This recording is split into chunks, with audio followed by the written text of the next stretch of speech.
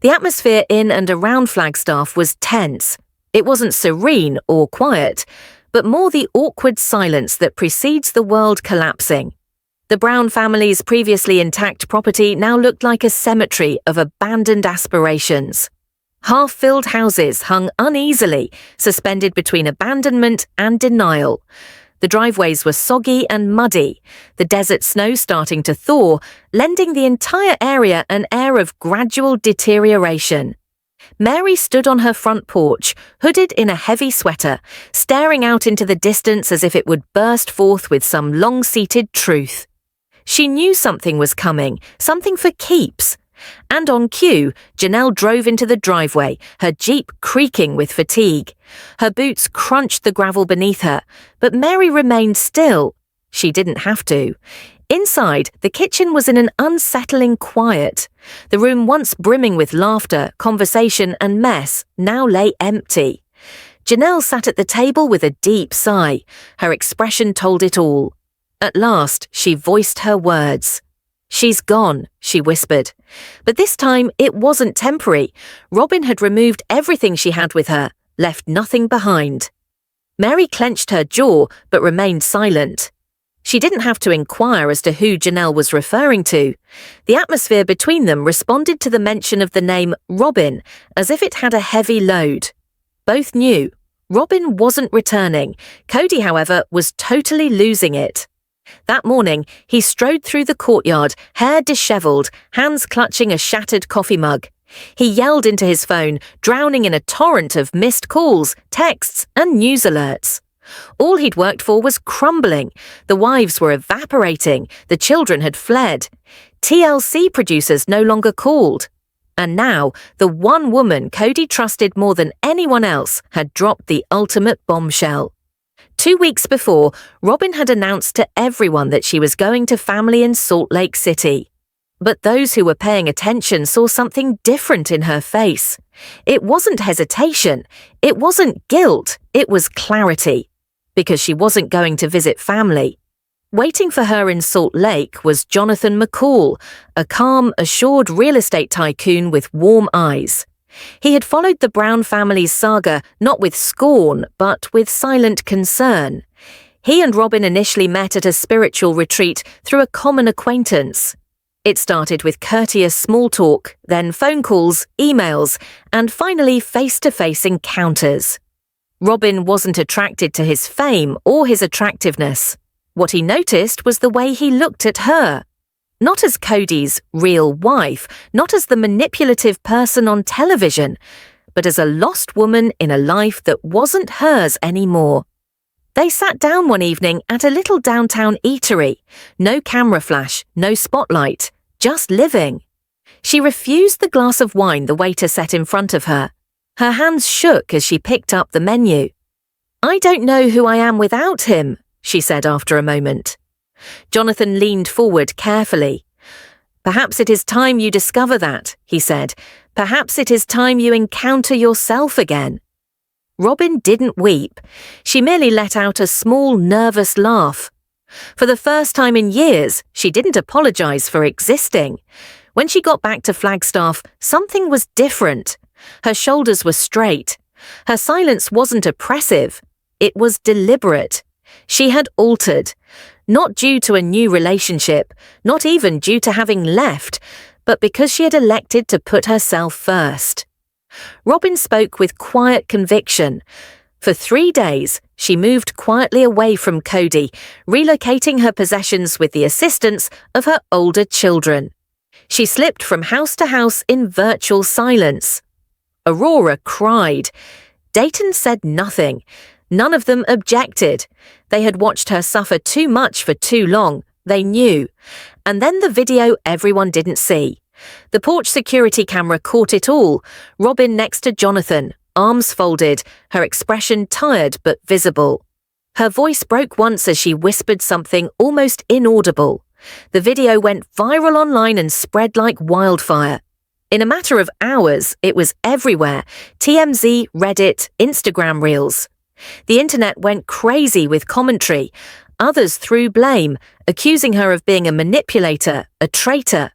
But others saw something else, a woman who was trapped, misjudged, and mislabeled. Robyn didn't react to any of it. She didn't have to. She just walked away. Meanwhile, Cody started to unravel.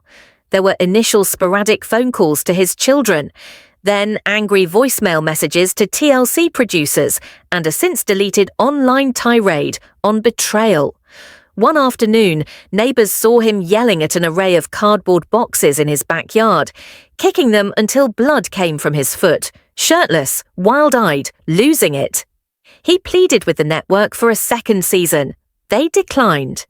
In what would prove to be his last on-camera interview, he was alone in a darkened room, sunken-eyed and struggling to. Even on camping vacations, Robyn would slip away to put on makeup, taking pains to look her best. Maintaining that persona wasn't simple, but to her, there didn't appear to be a choice. Some women wouldn't take the trouble. Some don't think they have to. But Robyn, it appeared, always believed she did. Dollars for all that trouble, Cody glorified her non-stop. She was his sole wife now, and he ensured the world saw how much he loved her. At one point, he said, on television, that Robyn resembled a model in a Diesel jeans commercial. He also likened her to a soccer mom, a description that put more than a few viewers in a cringe. But here's where things become murky, because what is going on behind closed doors is a different story. Cody maintains he will never again take a wife. Monogamy is his new reality, he claims. But others are not so sure. Whispers circulate that he fantasizes about bringing in a new woman as part of his relationship with Robyn, not as a sister wife, but as a third in his relationship with Robyn. A new throuple, maybe. Robyn, however, has no interest in the idea. She's confided in intimate circles that Cody's mood swings are draining. He goes from highs to lows without notice. On the surface, everything looks lovely. Internally, much more brittle. Cody speaks in tiny notes, sometimes in lipstick, or pinned to mirrors with hearts and initials scribbled adoringly. He's obviously still head over heels about Robyn. Love notes can't repair all, however. Fans have noticed those mirror messages. One merely had his initials in the centre of a scribbled-out heart. Sweet, yes. But viewers remember how cold and bitter he was when his other wives, Christine, Janelle and Mary, finally left him. He didn't rejoice. He didn't breathe a sigh of relief. Instead, he seemed hollow, annoyed, bitter, which didn't feel like him. If Robyn was his ideal mate, his dream woman, his forever person, shouldn't he have been like a man who had his fairy tale ending? There were no fireworks, no joy, just a man looking into a dwindling world with no one to blame but himself. Because that's what shifted when they were gone.